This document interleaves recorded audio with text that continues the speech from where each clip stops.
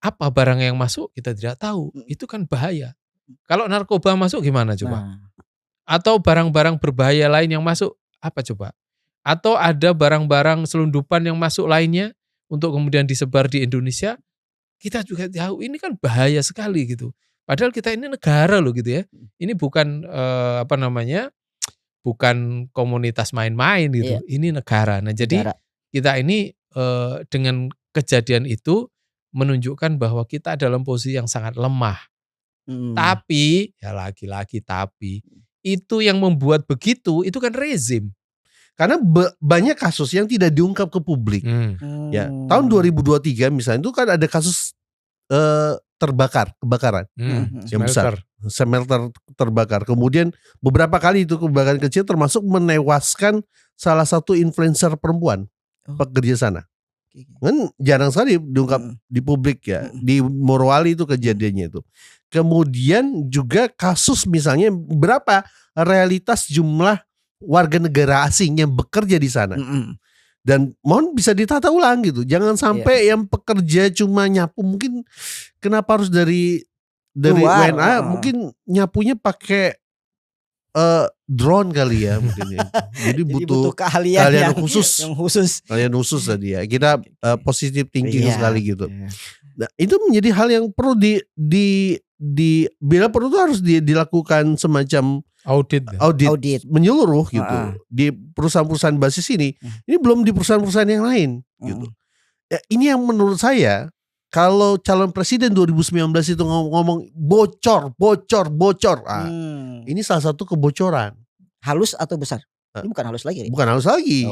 Bocor besar ini. Bocor besar ini. Bahkan menurut saya kalau itu di stop atau diminta, itu bisa bantu kejadian masyarakat di Sumatera bagian utara gitu. Kalau niat gitu. Ya ini yang menurut saya perlu dilakukan oleh Menhan sendiri. Bila perlu menempatkan tentara khusus. Ya, mengecek semua wena-wena itu, karena bisa jadi ini akan menjadi kudeta bagi negara atau perlawanan kepada negara. Sebenarnya pertarungan politik di luar negeri dan kenapa saat ini Indonesia itu menjadi kue bagi-bagi di luar negeri itu kan memang Indonesia saat ini itu secara kedaulatan. Ya, kita itu bebas dalam penjajahan fisik. Tapi secara politik kita itu tidak ada kedaulatan. Itu yang harusnya sebenarnya menjadi garis bawah kita.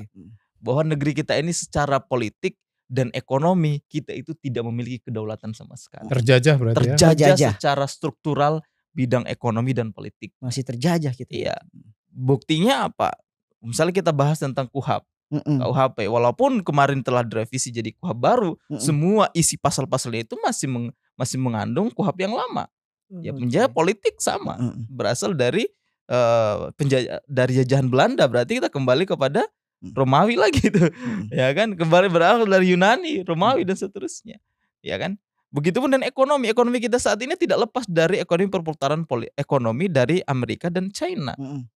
Nah makanya China itu kenapa begitu luas masuk ke wilayah negara kita itu karena kedaulatan ekonomi kita itu tepatnya itu dikungkung oleh dua negara yang bertarung kekuatan ekonomi dunia itu, yaitu ekonomi dari kapitalis barat dan kapitalis timur ini, dan salahnya Cina. Jadi tidak heran sebenarnya ketika demokrasi masih memimpin di dalam negeri kita itu kemudian ada bandara-bandara privasi yang itu diberikan peluang yang sangat lebar untuk kapitalis barat maupun timur untuk menguasai wilayah tertentu untuk mengambil segala kekayaan.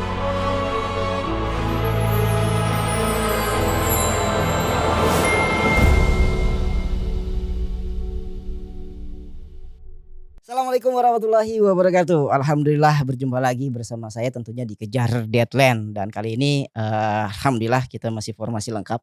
Ada Bro Awal, ada Bro Guslin, dan ada Mas Muji. Nah kita akan bicara terkait hal-hal yang viral nih Mas Muji. Karena belum lama viral atau masih viral mungkin ya. Yang terkait pernyataan Menteri Pertahanan. Masih panas. Oh itu masih panas. Yang statementnya itu jangan ada negara di dalam negara. Nah itu kan berhubungan sama bandara yang ada di Manokwari ya atau Morowali. Kok salah saya Morowali. Itu di Sulawesi ya? Sulawesi Tengah. Itu bandara khusus yang punya PT IMIP ya. IMIP ya, bener ya. Gimana Bro, Mas Muji? Ya tentu ini orang kaget semua lah. Hmm. Dulu memang orang sudah menduga-duga. Oh. Ini jangan-jangan itu ada sebuah komunitas Oke. yang tertutup gitu. Mm-mm. Dan ternyata itu kan baru terbongkar setelah rezim lama lengser. Oke. Rezim Jokowi lengser. Dan tiba-tiba rakyat Indonesia terhenyak gitu. Jangan ada negara di dalam negara. Itu kan statement Menteri Pertahanan loh berarti gitu. Dan dia pasti nggak ngomong begitu kalau tidak tahu. Pasti ada sesuatu hal ya. Nah, dan dari situlah baru kemudian terbongkar. Memang ada kekhususan. Memang dia PSN kan, proyek strategis nasional. Tapi orang kan tidak membayangkan sampai seketat itu sebuah tempat yang tertutup. Bahkan tertutup bagi negaranya sendiri. Berarti kan ada sesuatu. Dan memang di Sulawesi di tengah itu kan ada 2 bandara ya. Ya, salah yang satunya satu yang Maleo. Maleo kan umum. Ya. Ini adalah bandara khusus. Yang lebih khusus lagi ketika kemarin di Agustus itu mendapatkan izin sebagai bandara internasional. Sementara ya kan di berkembang tidak ada biaya cukai. Tidak ada imigrasi.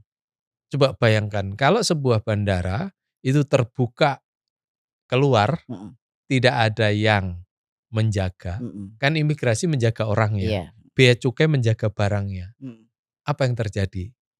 Nah, pertanyaannya kenapa itu bisa berlangsung seperti itu? Ternyata kan kita bisa tangkap lah, itu tidak berjalan sendiri. Pasti ada campur tangan. Dan campur tangannya ya tentu elit-elit kekuasaan gitu, dan itu sangat menyakitkan hati rakyat. Bayangkan sudah lama itu kan diprotes. Bagaimana mungkin TKA Cina bisa masuk ke sana, sampai ke tukang sapu pun dari Cina. Tukang sapu itu dari Cina. Dari Cina. Iya. Apakah tidak ada orang sini yang layak untuk menjadi tukang sapu? Dulu memang Luhut pernah bilang bahwa orang kita itu tidak memenuhi kualifikasi. Masa sih tukang sapu gak memenuhi kualifikasi gitu kan? Mungkin persyaratannya tinggi kali. Iya baru gitu. Dan gaji mereka luar biasa. Itu belasan juta setiap bulan gitu. Nah ini ada apa ini gitu. Nah maka ada statement bahwa negara dalam negara pasti itu adalah sesuatu yang dilindungi. Dan itu pasti ada kepentingan negara lain yang masuk di negara kita. Dan kita lemah dalam posisi itu. Nah pertanyaannya adalah siapa yang dulu membuat perjanjian dengan negara asing itu? Ya sehingga bisa dia boleh membangun smelter di situ, kemudian boleh menguasai satu kawasan dan kawasannya ditutup. Dan gak dijaga sama aparat kita. Aparat kita itu sebagai orang-orang yang dipasang. Tapi dia punya ini sendiri gitu kan, yang mereka bisa leluasa. Nah ini yang mengkhawatirkan. Kalau sebuah negara itu ingin berdaulat saja sebenarnya dari kacamata itu, ini mestinya tidak boleh terjadi. Masa sih 100% diambil semua begitu kan? Kekuasaannya diambil, sudah begitu tambangnya diambil, wilayahnya dikuasai penuhnya. Nah sementara rakyatnya dapat apa? Gitu. Nah ini yang sekarang lagi rame dan kemudian makin hari makin kebongkar siapa yang bermain di situ ya, apa saja yang mereka dapatkan dan pelanggaran-pelanggaran apa yang ada itu sudah mulai kelihatan. Makanya agak aneh juga ada sebuah kawasan tiba-tiba ada latihan militer di sana. Ini sinyal sebenarnya. Ini sinyal dari negara yang rezim baru untuk menguasai dalam tanda kutip, menguasai wilayah yang sudah dikuasai oleh sekelompok orang dari negara asing yang itu juga ada orang kitanya ada di situ gitu ya. Nah jadi ini sebenarnya kerugian banyak yang kita alami, kerugian tambang yang diambil, kita tidak tahu sebenarnya seberapa besar ternyata pelabuhannya juga mereka juga kuasai gitu kan. Itu dari sisi tambangnya. Belum dari sisi tadi keluar masuknya barang. Apa barang yang masuk kita tidak tahu. Itu kan bahaya.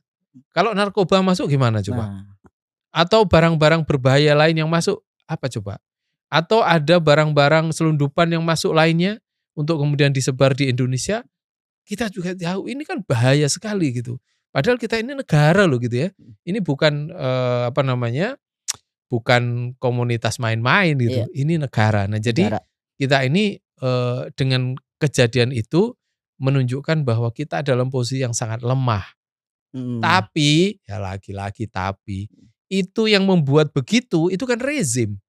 Yang sebelumnya itu ya. Yang sebelumnya itu, ya, tanpa ada ACC, bahkan tanpa dia meresmikan, dulu dia yang meresmikan, ya. Itu nggak ada bandara itu, kalau nggak diresmikan. Nggak ada. Iya. Perusahaan itu kalau nggak dia resmikan, nggak ada. Iya. Kalau tidak ada tanda tangan bahwa boleh ada proyek strategis nasional di situ, ya tidak ada itu. Lagi-lagi kebijakan izin kali.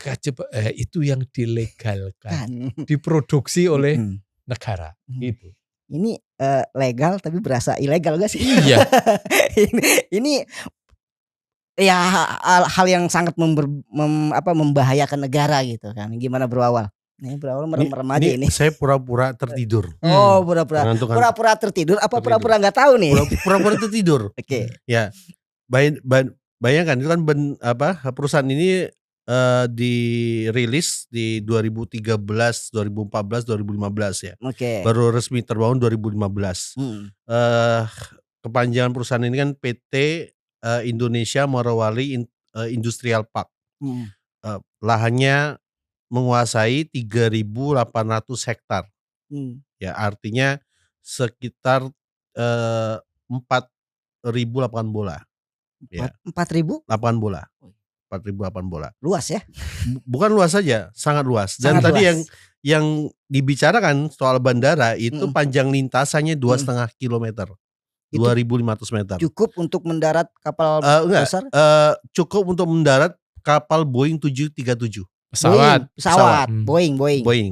Ini bandaranya ya. Ini belum dia punya kapasitas pelabuhan juga. Ada pelabuhan untuk bisa melakukan bongkar muat.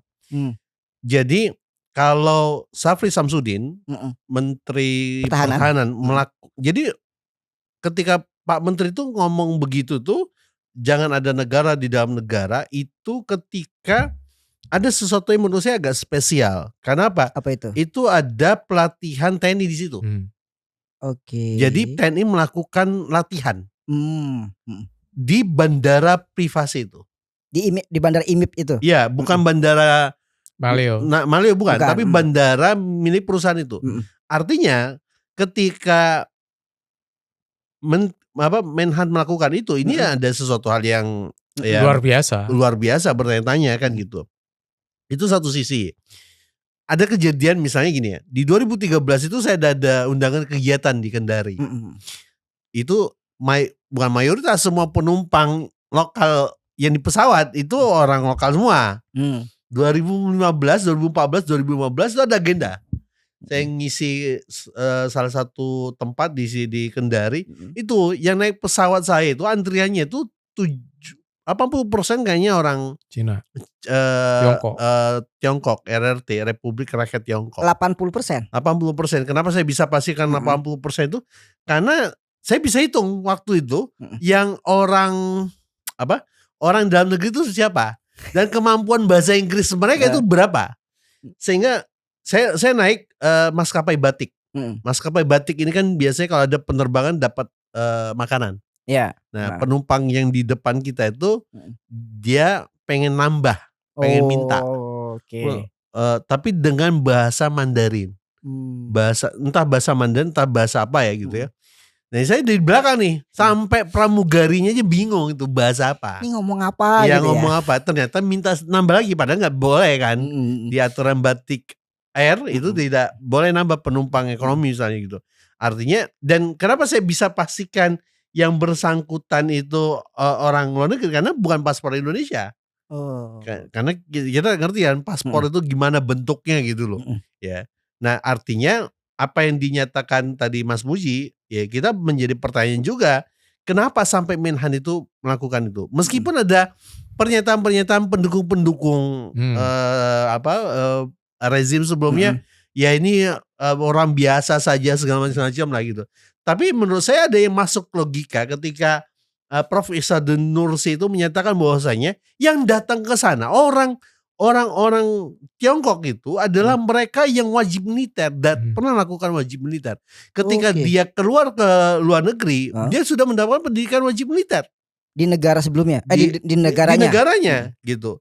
Ya, kalau kita kan wajib belajar. Ya, wajib belajar 9 tahun itu pun kalau ketahuan. Wajib belajar. Kalau ketahuan. Ya, kalau ketahuan kan atau dapat gratis beasiswa baru bisa lulus 9 tahun. Mereka ada wajib militer. Artinya orang-orang yang dikirim itu punya kemampuan dasar militer.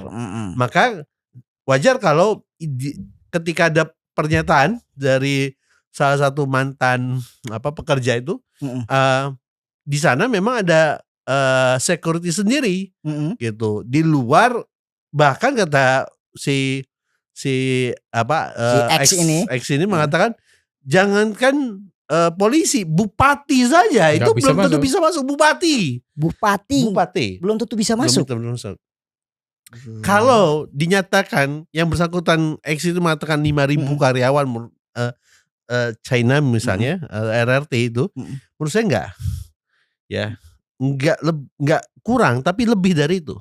Lebih dari itu. Kalau penduduk Bahodopi itu, kecamatan Bahodopi itu ratusan ribu. Ya, ratusan ribu itu sudah sama lokal, orang lokalnya sama ininya. Artinya kemungkinan besar ada data yang tidak terregister itu, apalagi setelah resmi dinyatakan sebagai bandara internasional. Gitu. Ya kalau Mas Puji mengatakan ya siapa tahu dimasukin barang-barang apa kan? Iya. Pemeriksaan apa segala macam apa gitu. Dan kita ingat ini Morowali ini penghasil nikel. Yang sekarang lagi gencar-gencarnya banget di dunia. Nikel ini gitu. Yang sekarang promosi mobil listrik di mana-mana, motor listrik di mana-mana. Pakai nikel. Baterainya itu ya salah satu produksi baterainya itu berasal dari wilayah IMEP ini gitu. Jadi kita ada perusahaan luar negeri mengelola itu untuk ini dan harusnya dipakai oleh kita. Maka wajar kalau Menhan punya ini, dan Menhan ini nggak asal jeplak gitu ya. Pastinya dia punya data. Kalau kuat-kuatan data nih, kayak kalau saya masih ingat kata-kata Nazarudin ex bendahara Demokrat dulu ketika dia bongkar kasus tertentu. Ini kalau saya ungkap semua bisa bubar negara ini. Kayaknya kalau Menhan itu ngomong itu, ya Pak Menhan jujur aja Pak Menhan lah, bukan data, gitu. Jangan takut-takut Pak Menhan. Kita sebagai rakyat ini menanti ketegasan dari Macan Asia. Ketegasan dan kejujuran Macan Asia. Meong Asia. Macan gitu ya. Ini Macan Asia ini. Bro Guslin. Nah, gimana melihat ini Bro Guslin? Ini kalau banyak orang-orang. Ini orang sana loh ini. Wah, ini. Orang sana. Jangan-jangan di sana ada banyak perkampungan yang kita nggak ketahui ya. Kita mana tahu orang sekian ribu orang yang dari luar ya. Apakah dia akan menutupi atau akan membuka? Kita buktikan. Silakan Bro Guslin. Iya, yang pertama saya bingung dengan bingung dengan banyaknya masalah di negeri kita ya. Iya juga sih. Iya lagi. Kenapa gitu? Karena kita dari segala lini itu ada masalah. Ya Allah, iya benar juga. Hampir bukan hampir ya, semua lini kita itu punya masalah. Baik ijazah aja ada bermasalah. Ijazah. Yang fundamentalnya aja itu masalah. Ya kan, dari awal fundamentalnya ada masalah. Nah, jadi kalau kita melihat semua fakta tadi itu sebenarnya kalau saya ingin berbicara bahwa yang terjadi di negeri kita ini sebenarnya banyak yang masih tertutupi. Ataupun dalam bahasa lainnya itu karena kekuasaan itu belum sepenuhnya dimiliki oleh orang yang berkuasa saat ini. Sehingga banyak hal yang masih belum terbuka lebar. Ya kan? Itu mungkin kalau saya melihatnya, ya kan? Kalau kita bicara jujur, harusnya seorang yang berkuasa saat ini kalau memang ada masalah itu harusnya kayak masalah IMIP itu kan kemarin sampai ada klarifikasi dari pemimpin sebelumnya mengatakan bahwa sejak kapan saya meresmikan bandara, saya nggak pernah kok meresmikan itu. Kan gitu, ada pernyataan itu. Ya kan? Padahal kalau kita mau tracking lagi itu ada bahasa apa namanya ya? Jejak Ada digital. Jejak digitalnya. Nah, jejak Ya, digital. ada jejak digitalnya. Kalau penguasa saat ini betul-betul ingin menelusuri semua itu sebenarnya selesai. Hanya masalahnya sekali lagi kekuasaan saat ini artinya belum berpindah secara penuh. Mungkin itu bisa kita katakan seperti itu. Kalau memang nggak seperti itu ya buktikan dong Pak Presiden. Gitu. Iya kan? Buktikan dong. Kalau memang nggak seperti ya buktikan bahwa kekuasaan itu betul-betul milik seorang presiden saat Ini ini. pernyataan orang Sulawesi Tenggara ini. Tetangganya Sulawesi Tengah ini. Iya. Nah kayak gitu ya. Itu kita pakai logika kayak gitu. Kemudian selanjutnya adalah semakin membuka mata kita juga dengan pernyataan Pak Menhan tadi itu bahwa ternyata yang buat masalah itu bukan organisasi tertentu. Bukan ormas Islam lah. Bukan ormas ormas. Islam. Bukan ormas Islam. Ternyata yang buat masalah itu adalah yang menuduh ormas Islam membuat masalah. Malah yang menuduh. Dari situ kita bisa melihat itu semua. Ternyata yang buat negara di dalam negara itu kalau dengan deskripsinya Pak Menhan itu bukan ormas Islam. Tetapi orang yang menuduh ormas Islam itu melakukan pembajakan negara. Gitu. Dan ini logika yang harus kita balikkan. Artinya fakta itu tidak bisa ditutupi bahwa ormas-ormas Islam ini betul-betul murni berjuang dan tidak ada hubungannya dengan membuat negara di dalam negara. Tidak ada hubungannya merusak sesuatu di dalam negara ini. Justru yang merusak itu semuanya dari setiap bahasan masalah yang kita gali itu adalah orang-orang yang berkuasa saat ini. Yang bilang saya. Yang bilang saya paling gitulah. Itu apa ini? Sensornya nggak usah disensor sama editor. Lanjutkan lah. Yang mengatakan bahwa saya paling Pancasila, mereka lah yang merusak saat ini. Mereka yang mengatakan bahwa saya paling cinta NKRI itu ternyata mereka yang merusak ini. Terbongkar jadinya. Bukan terbongkar, harusnya terbuka memang lah. Kelihatan. Hanya saja mungkin masyarakat bisa sadar kecuali melihat fakta yang seperti ini. Ya sebenarnya kan dengan adanya ya apa ya, aneh nggak sih gitu kan. Ada bandara terus nggak diketahui lah gitu kan. Ya oke lah, karena ini kan rejim atau penguasa sebelumnya gitu kan. Ini ada bandara yang tidak diketahui. Sebenarnya jauh dari itu kan ini bisa dikatakan mengganggu kedaulatan negara kan. Itu kan Mas Muji, ya terkait tentang adanya bandara yang apa namanya apa yang dikatakan oleh Menhan ini kan bukan perkara sederhana ini. Ini perkara cuma beberapa kata tapi ini maknanya luas ini. Ya kan, jangan sampai ada negara di dalam negara. Berarti kan ada sesuatu aktivitas yang mengganggu kedaulatan negara kita di situ. Kalau saya kaitkan dengan di di daerah Morowali ya. Morowali itu kan adanya basis tambang yang namanya nikel. Benar kan ya, tapi disampaikan oleh Bro Awal. Nikel kemudian diproduksi sama negara lain yang ujung-ujungnya itu untuk salah satu bahan atau baterai atau apalah untuk mobil listrik. Nah, ini apakah ada hubungan dengan oknum yang menggembor-gemborkan terkait tentang mobil listrik di negeri ini? Ya itu pastilah. Gitu ya. Ini Karena saya jawaban langsung itu pastilah. Pastilah. Kalau dia meyakinkan, sangat yakin itu. Karena dia kan sering bicara tentang investasi, ya kan? Dan investasi itu salah satunya yang bisa meloloskan kemarin kan ya dia juga yang terkait dengan nikel gitu kan. Jadi nikel ini adalah Indonesia itu termasuk penghasil nikel kalau tidak salah nomor 3. Itu termasuk terbesar nomor 3 di dunia gitu. ini. Artinya bahwa sumber nikel di sini tuh sangat potensial. Nah, masalahnya siapa yang memanfaatkan? Iya kan? Kalau dalam kacamata kita melihat dari si kedaulatan saja itu sudah melanggar kedaulatan. Bagaimana produksi kita di negara kita diambil orang, gitu ya.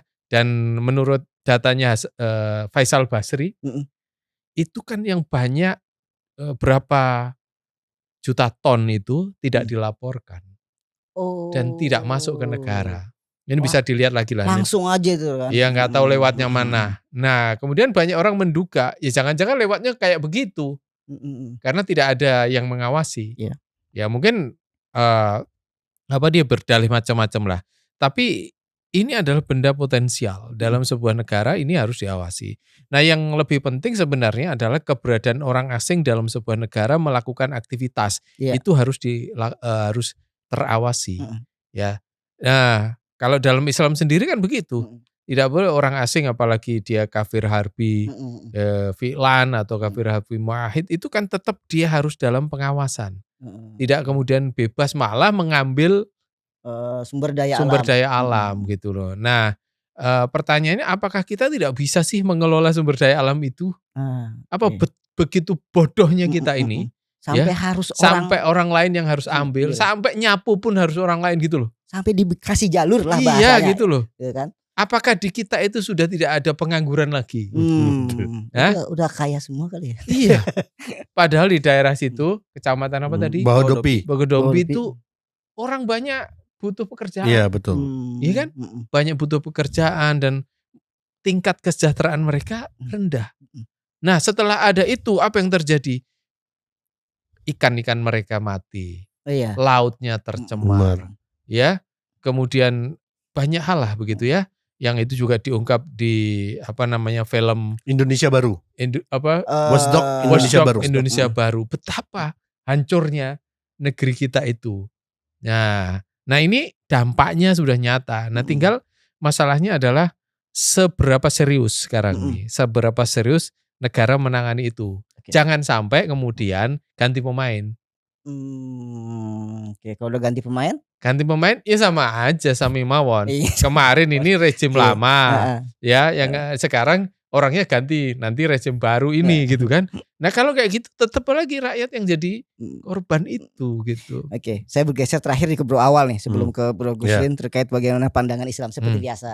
Bro Guslin terkait tentang ini kan ada hubungan dengan tambang juga, penguasaan SD sumber daya alam milik rakyat.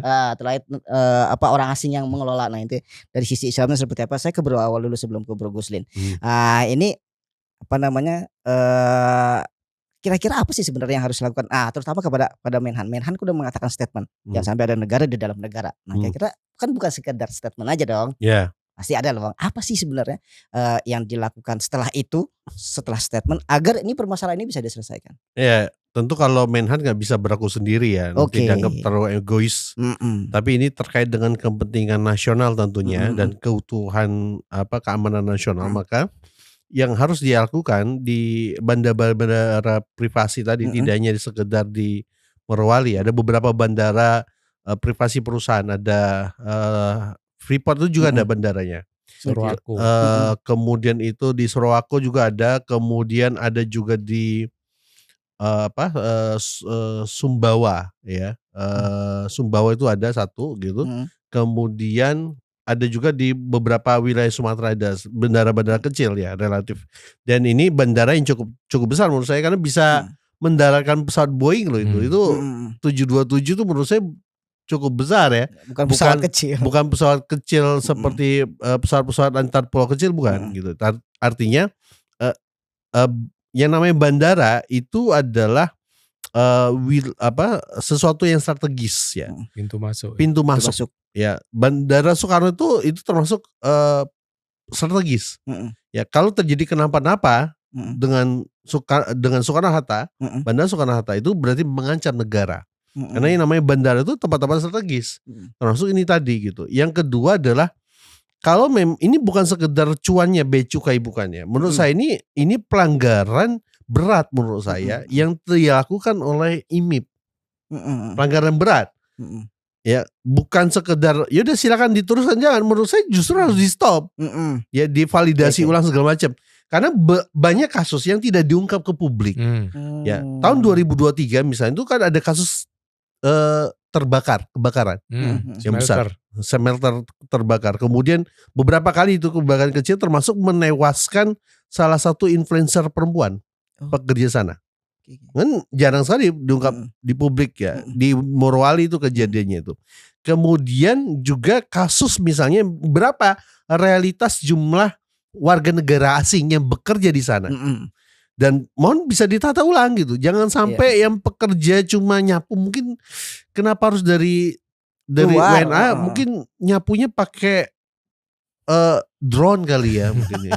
Jadi butuh keahlian kalian yang khusus. yang khusus. Kalian khusus tadi ya. Kita positive thinking Iya, sekali gitu. iya.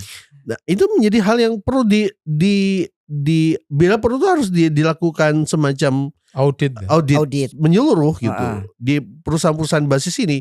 Ini belum di perusahaan-perusahaan yang lain gitu. Ya, ini yang menurut saya kalau calon presiden 2019 itu ngomong bocor.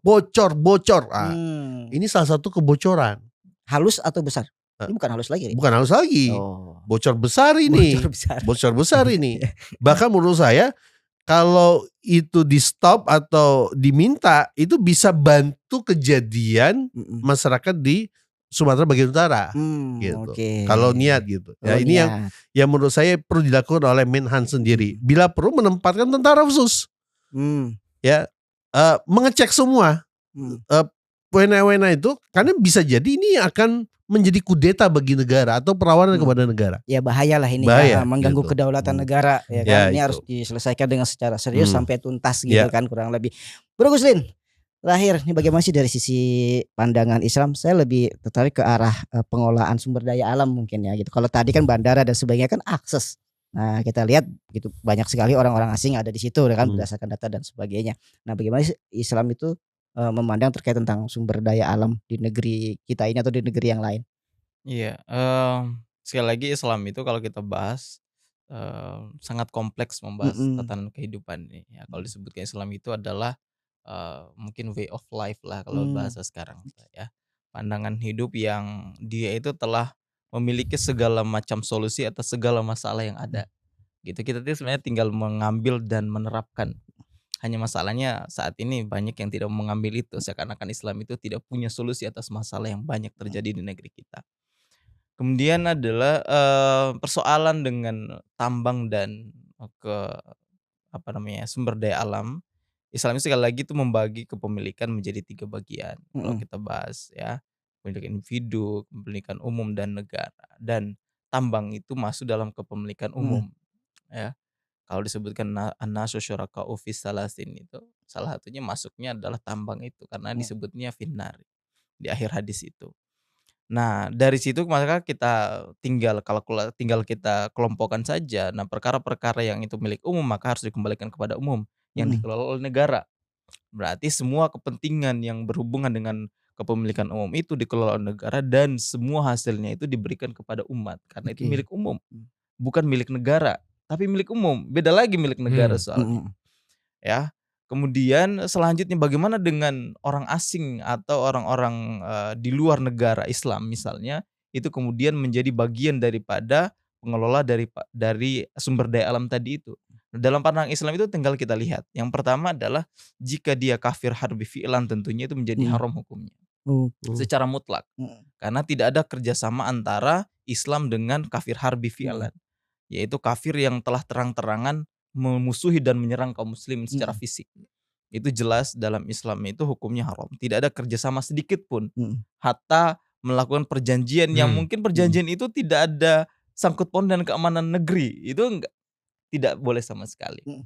Kemudian yang kedua, bagaimana dengan kafir yang lain? Misalnya kafir zimmi. Kafir zimmi itu berarti kafir yang dilindungi oleh Islam karena dia di dalam lingkungan negara Islam itu. Maka tinggal dilihat jika dia memiliki kapabilitas itu silakan aja karena dia bagian daripada masyarakat penduduk yang memang dijamin oleh negara gitu, tidak jadi masalah.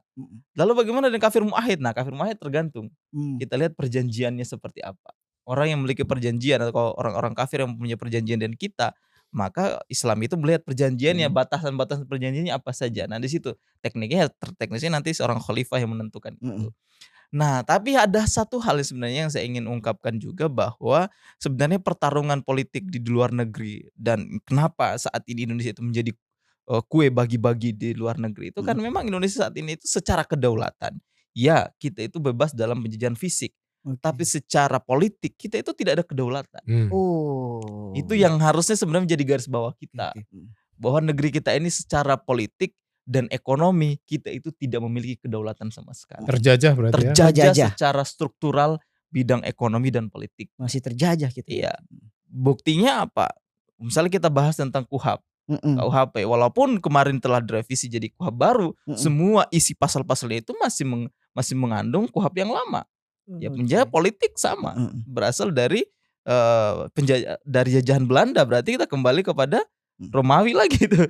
Ya kan, kembali berasal dari Yunani, Romawi dan seterusnya. Ya kan?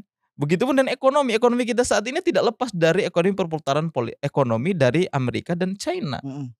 Nah makanya China itu kenapa begitu luas masuk ke wilayah negara kita itu karena kedaulatan ekonomi kita itu bukan diatur, tepatnya itu dikungkung oleh dua negara yang bertarung kekuatan ekonomi dunia itu, yaitu ekonomi dari kapitalis barat dan kapitalis timur ini, dan salahnya Cina. Jadi tidak heran sebenarnya ketika demokrasi masih memimpin di dalam negeri kita itu kemudian ada bandara-bandara privasi yang itu diberikan peluang yang sangat lebar untuk kapitalis barat maupun timur untuk menguasai wilayah tertentu untuk mengambil segala kekayaan kita. Oke, maka tidak ada solusi kalau kita bahas. Maka ya harus meninggalkan demokrasi karena ini sumber utama yang menjadikan masuknya corong-corong kapitalis barat dan timur tadi menguasai negeri-negeri muslim. Berarti negeri kita itu belum merdeka secara 100%. Masih terjajah. Begitulah. Saya nungguin napas lama. Begitulah. Berat kayaknya. Berat. Mau gitu nyebut lah. merdeka dosa karena bohong. Waduh, ini apa ya, begitu banyak permasalahan tentunya di tabloid media umat pun ada ya tulisan-tulisan edisi di mana berawal kalau kita ingin berlangganan tabloid media umat. Nah, beli di sini ada informasinya. Mana? Gitu. Di sini di mana? Jangan lupa Di editor jangan lupa disimpan. Cuma 10.000 teman-teman Oh, semuanya. cuma 10.000. Atau bisa di websitenya mediaumat.com. .info. Nah itu teman-teman semua bisa lihat di website, mungkin bisa pesan di website ya. Dan di depan kita semua itu ada kalender bagus nih. Apa itu? Kalender Ya, tadi saya lihat 2026. Spirit Perjuangan Islam Wah, di Nusantara. ini dia. Ya. Kalender tahun 2026. Ya nggak mungkin tahun 2025. Oh iya, kan saya cuma baca. Jajanan awet. Oh, jajanan. Setahun ini nggak habis-habis setahun. Ya, ini mengangkat tema spirit Islam dalam perjuangan bangsa Indonesia. Nah, ini teman-teman gambar ya. Kalau ada yang mau pesen boleh tulis di kolom komentar ya. Tulis komentar. Nanti akan jelaskan dihubungi. Keuntungannya apa keuntungannya ada coba? banyak tanggal merahnya. Kemudian ada banyak ilmunya. Untuk memahami sejarah Islam. Iya. Bagaimana Islam. Apalagi Maret 2026. Panjang. Iya kan? Dan juga yang unik apa dikatakan Bro Gulusin ini ada apa namanya edukasi terkait tentang perjuangan spirit Islam ya. Nah ini bagaimana Islam ikut dalam berjuang kemerdekaan. Dan ada dua, ada kalender meja, ada kalender yang duduk, ada kalender dinding. Dan dinding. Belum dipasang ini. Nah ini apa ada tahunnya lagi seperti yang ini yang saya pegang nih 1924 langit runtuh tekad bangkit. Nah ini ada gambar-gambarnya. Ini bagus juga kalau misalnya 2006 udah selesai ini dibuat clipping bagus ini. Bagus. Ya kan? Artinya tidak basi sampai bertahun-tahun. Dipajang di kamar-kamar atau di apa namanya di ruang tamu sebagai edukasi atau pengingat sejarah bagi kita ya kan. Karena sejarah itu tidak boleh dilupakan kan? Gitu. Luar biasa ini. Jangan lupa teman-teman tablet. Jas merah. Oh ini luar biasa ini mumpung masih tahun 2025. Dikit lagi udah mau selesai, habis. Nah, yang belum punya kalender atau yang punya kalender silahkan boleh dipesan, ditulis di kolom komentar karena ini linknya ada nanti ditantumin sama barcode-nya. Oke, sama editor kita ntar cantumin linknya di description. Gitu agar lebih mudah teman-teman tabloid media umat untuk pesannya ini. Saya pikir ini sangat luar biasa ini. Spirit Islam dalam perjuangan bangsa Indonesia. Ya, terima kasih teman-teman. Ya, terima kasih Mas Muji, Bro Muslim, Bro Awal sudah menemani saya, bukan menemani sih karena emang tugas kita ya. Jangan lupa like, share, subscribe. Akun baru, channel baru. Iya teman-teman, akun baru jangan lupa like, share, subscriber. Jangan lupa komen. Ditulis komen-komen yang baik-baik tentunya. Mudah-mudahan. Dan kalau ada komen mau bahas apa tulis. Oh iya boleh juga. Ada pesanan. Bahas ini dong. Boleh juga. Boleh juga nih. Boleh juga Bro Gulusin. Ya itu ditulis di kolom komentar. Insya Allah kita akan bahas dan kita akan cari data-datanya. Dan nggak lupa kita akan memberikan sebuah solusinya. Namanya juga media umat. Itu.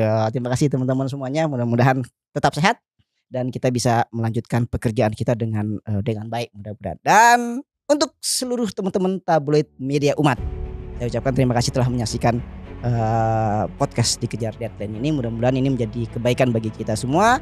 Tetap sehat, tetap semangat, dan tentunya tetap taat. Assalamualaikum warahmatullahi wabarakatuh.